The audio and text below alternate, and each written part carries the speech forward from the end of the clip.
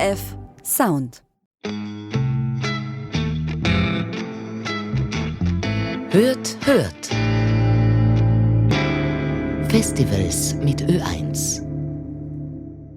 And I think there is this problem nowadays that we are kind of inclined to think about our face only from the perspective of the ownership. I can shape it, I can be anything what I want, and it's mine. And what I think is that we should be able to also look at our face as a something what I'm sharing with this long lineage of people and beings before me, and hopefully also following myself.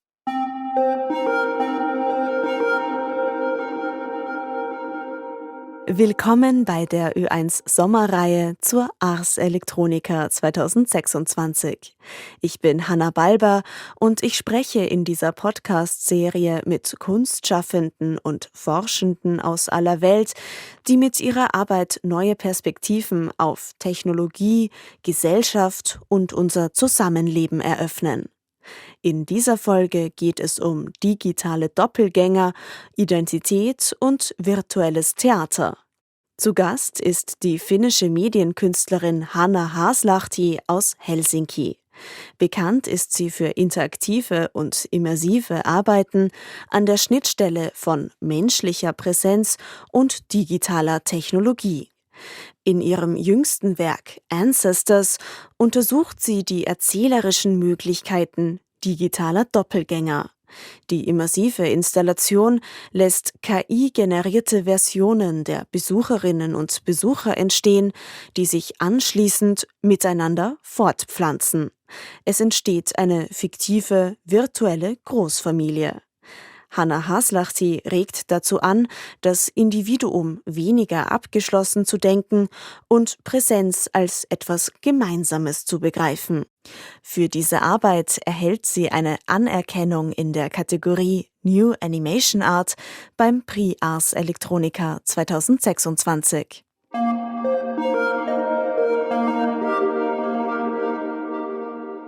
Welcome to the Art is Not a Thing podcast, Hanna. It's great to have you. Thank you so much. Thank you for the invitation. In your current project, Ancestors, you explore digital doubles, relationships, and social structures. Could you describe what actually happens? So when someone enters the installation, what do they see and what the project is about for you? It's a sort of immersive experience where you are first creating your own double. So the installation begins in a portal, which is connected to a virtual portal. And when you step into the physical portal, the virtual portal generates your double. And obviously, it's not exactly like you, but it resembles you. There's a bit of uncanniness, obviously, there. And I think that was important part of the artistic creation also, that there is this distance between you and the double and the uncanniness that it's not exactly you. It's an artistic interpretation of you, makes it easier for you to then follow what happens next in the installation. After that, you enter the second space where all the previously modeled avatars are already searching for a pair or someone or looking for who is there. And then our system randomly pairs the avatars and you become a parent to a digitally generated descendant. So basically, audience becomes parents of a digitally generated genealogy. And the idea for this installation came in 2018 and 19 when I saw the paper released by NVIDIA researchers. That was the time when we could first see the artificial faces created by AI. And there was a big sort of, I would say, panic reaction about it. Like, what can we expect now from AI when it can create truly photorealistically realistic human beings who are no ones? And when I was going through the visuals of that study, I thought that this could be actually interesting, not a sort of like anonymousness of these people, but if it would be you who would be created with AI, and then you would become the sort of facial resource for the next generation of avatars. So I thought that turning that anonymousness into the somebody who can then participate in the project and create the doubles and follow the digital genealogy, I thought that that could also tell us something about family and human relations in general. What fascinates you about combining digital technologies with actual human presence? As an artist, I've always been super fascinated about the doubles. And I started making art in the 90s, and my first installations were with digital shadows. So I really felt that this kind of double structure is something which I can really create my own artistic approach with. I was not so interested maybe with the topics of evil twin, or in German, you have very powerful storylines with doppelgängers. And those are always very sinister characters. I mean, they are out there to somehow kill the original. and and I was trying to find some other meaning for my double universe. And then I found these much older stories where doubles are actually sort of enhancements or enlargements of yourself. And they are actually your helpers. And from there, I think it kind of made me think about how double somehow is a sort of manifestation of our inner duality. That's the sort of thing what I want to emphasize here, that we can be anything. We might be this person, that person, and it's nothing to be afraid of. I think the idea of the digital double also resonates strongly with social media culture, where we already construct, perform, and circulate versions of ourselves, essentially. So, to what extent do you think digital doubles are already a part of what we are? Definitely. I mean, I think that's why, in the first place, I think I could make this kind of installation because people were already familiar of their face or their identity being circulating and shared in the net. So I thought that that was kind of like the first step, which made this kind of work possible in the first place. But I sort of in social media, you always, I'm not there, so I'm not a specialist. But I think in social media, it's more about ownership and who owns this face and what I can do with my face and how do I want to represent myself.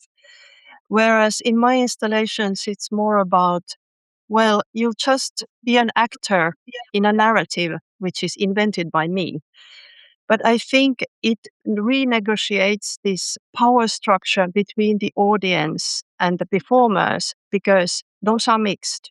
The audience becomes the performers. So you are kind of not visiting some kind of play where all the other actors are already knowing how this should go. You are all there visiting virtual reality as doubles.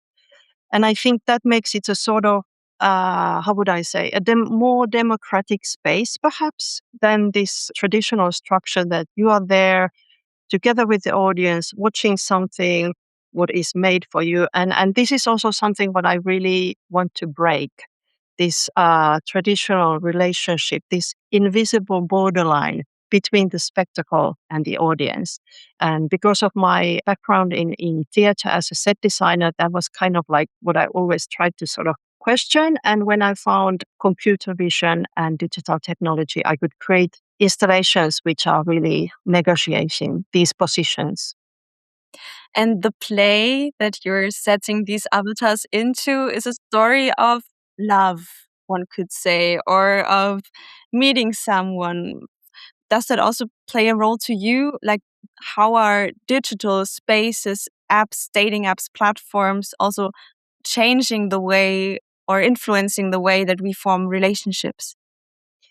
Well, I personally feel that this multitude of digital relationships are actually making people more lonely in a way. So you would kind of think that I have a huge followers in Facebook, and I have many friends in online. But I think we should make a sort of clear distinction between people we are physically in contact in our lives, and not to replace them with digital contacts, because that leads, I think, to a completely different kind of relationships. And I found it that people are very easily lured into this idea that they are having a social life. Even the reality is that they are sitting in front of the screen every day and just doing the conversations online. And I think it definitely changes. I'm not evaluating that it's only bad, but it leads to a certain kind of loneliness in your physical life. And I think that will definitely have strange consequences. Hanna Haaslahti wurde 1969 geboren und lebt und arbeitet als Medienkünstlerin und Filmemacherin in Helsinki. Sie hat Fotografie und Szenografie studiert und entwickelt interaktive, immersive Arbeiten, in denen es um das Verhältnis von menschlicher Präsenz und Technologie geht. Dabei arbeitet sie viel mit Computer Vision, also mit KI, die Bilder und Videos erkennen, verarbeiten und deuten kann. Hanna Haaslahti interessiert sich dafür, wie Maschinen soziale Beziehungen beeinflussen. In ihren Arbeiten entstehen neue erzählerische Formen der Begegnung zwischen Menschen und neue Möglichkeiten der Zusammenarbeit zwischen Mensch und Maschine. Ihre Werke waren international bei Medienkunstfestivals und in Museen zu sehen, unter anderem bei Ars Electronica, in der Hamburger Kunsthalle und beim London Film Festival. Ihre jüngste Installation Ancestors wurde erstmals im September 2025 im Kunstmuseum von Tampere in Finnland gezeigt.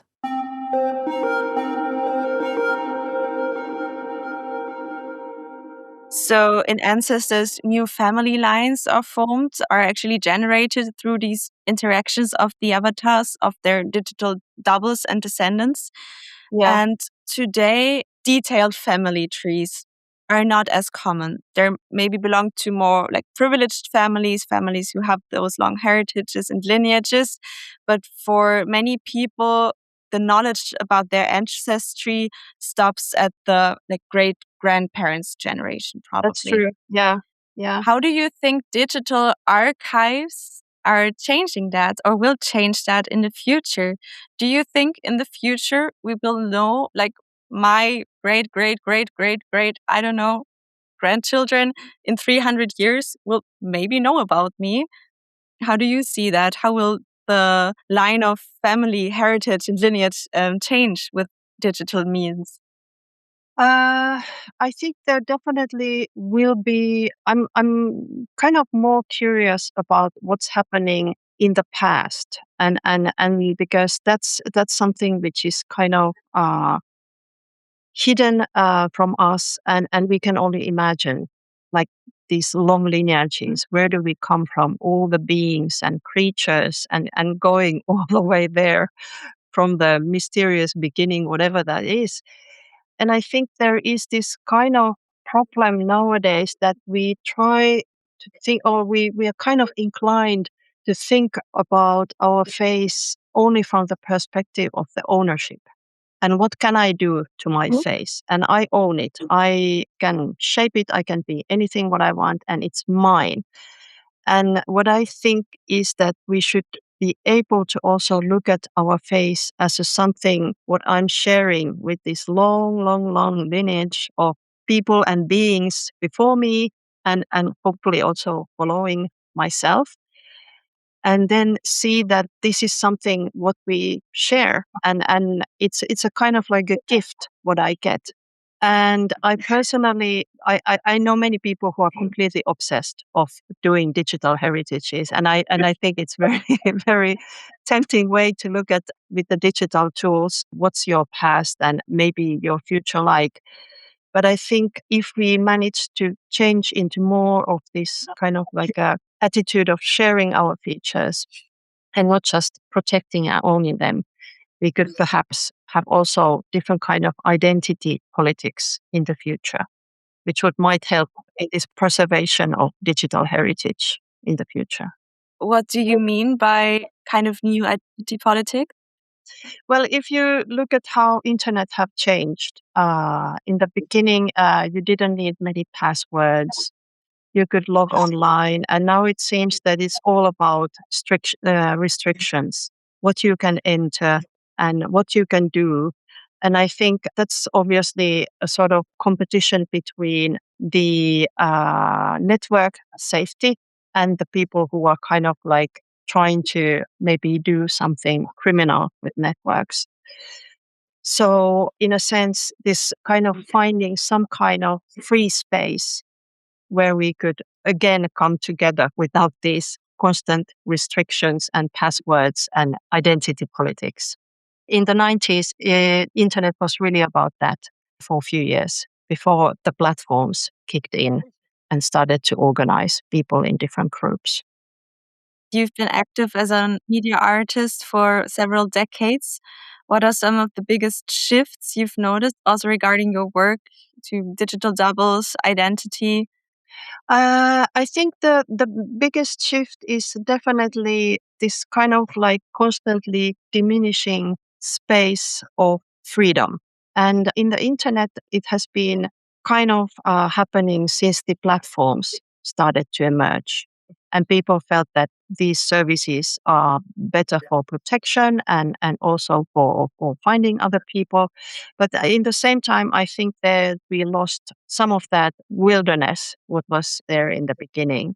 And I think since those platforms came in, we are still on the process of dominated by them.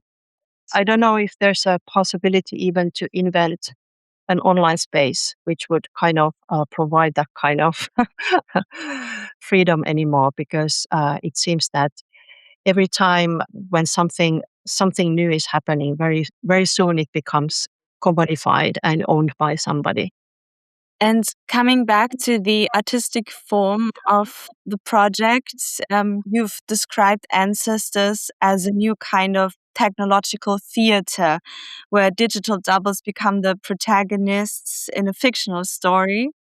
And extending that idea, we already see personalized books, AI generated films, and digital content where people become the main character of their own story. So, how do you see that? What do you think are the consequences of this development?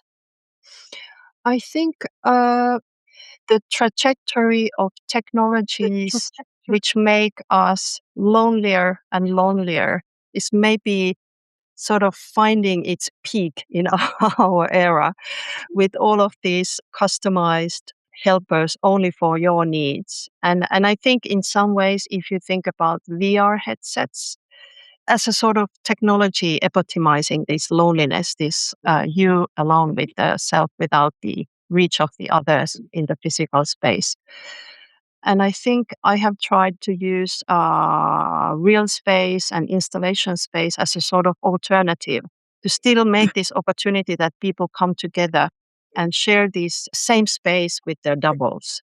That's my way of kind of trying to lure people back to the real spaces, back to the square, back to the kind of meeting points where you are together with other people are experiencing a narrative.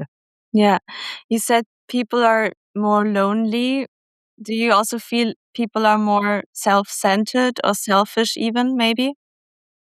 There's not really one answer, one answer to that, because if you think about, for instance, how like GitHub, for instance, how people are sharing their code and working together, that's very not selfish. And I think that's really fantastic, that how people are when they make their discoveries, they immediately share the code with other people. And also, if you think about operating system like Ubuntu, that's based on communal work where people are together making something.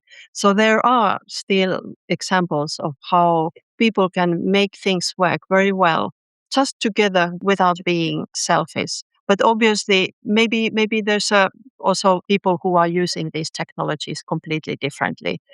And then we see this kind of opposition happening between these two approaches to digital technologies. And I feel like many people nowadays are also yearning for offline spaces and offline encounters or being back together, or at least I feel that way. Is it the same way in Finland? How do you perceive it?